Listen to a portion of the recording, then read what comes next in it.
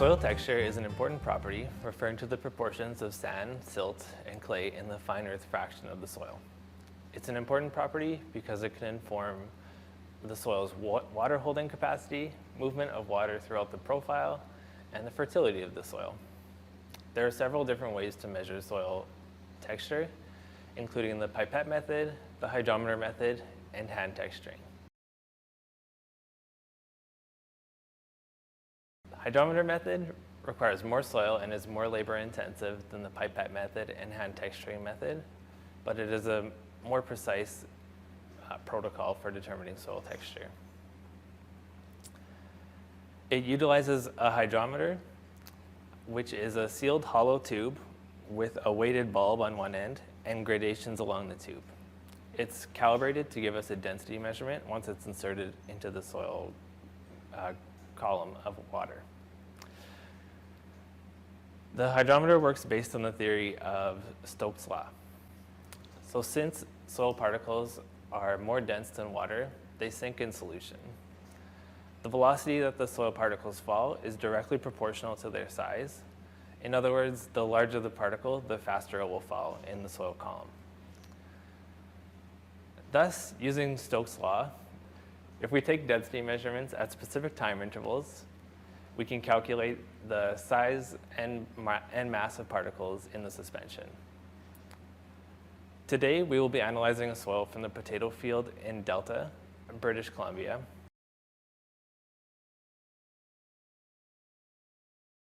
Once we bring our soil back from the field, there are several steps before we can use it for analysis. The first step is to air dry the soil. The next step is to weigh out 40 grams of soil, and we need to burn off the organic matter. Organic matter is less dense than soil, so it will float in the soil column. And it also acts as a cementing agent, binding with soil particles, which can make them fall faster in the soil profile.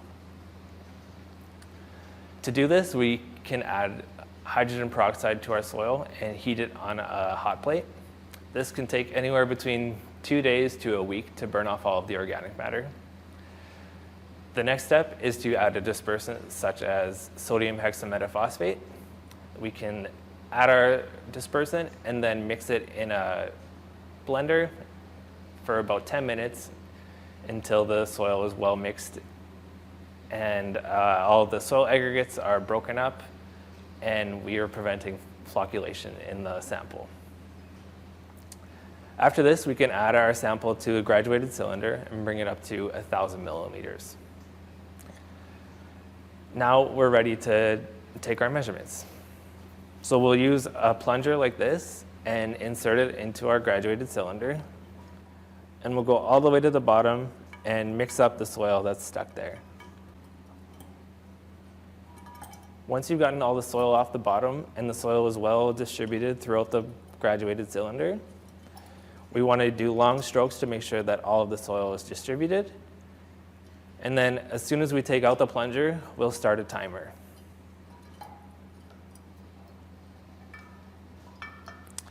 Then quickly add your hydrometer and steady it in the graduated cylinder. We do this just so that it's not bobbing around too much and we can take a measurement right away. So at specific time intervals, we'll look at the meniscus line on the hydrometer and record this number for our density measurement.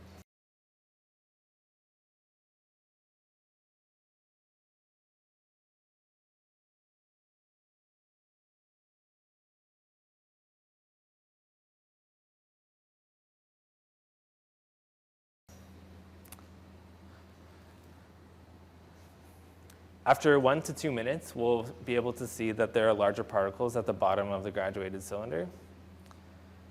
So these are our large sand particles in our soil. They fall out of the suspension faster because they're larger. And once they're in the suspension, the solution is more dense, so the hydrometer will be at a higher level in the graduated cylinder. And once they fall out of the suspension, the solution becomes less dense and the hydrometer will sink.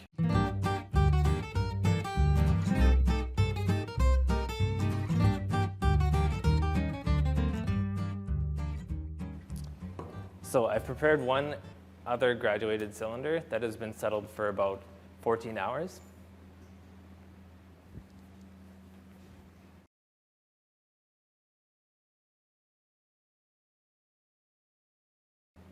So here we can see that the solution at the top is quite clear, although there's still lots of clay left in the graduated cylinder. And at the bottom, we can see that there are larger particles and some layers have already formed. So at the bottom will be the largest particles, and then as we come up to the graduated cylinder, there'll be smaller particles.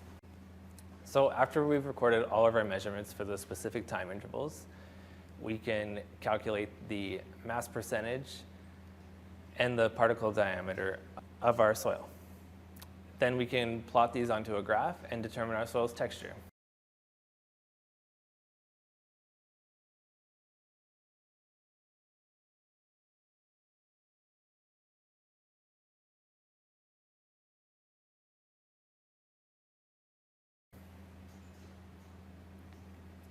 Using the Canadian soil texture triangle, we've determined that this soil is a clay loam soil.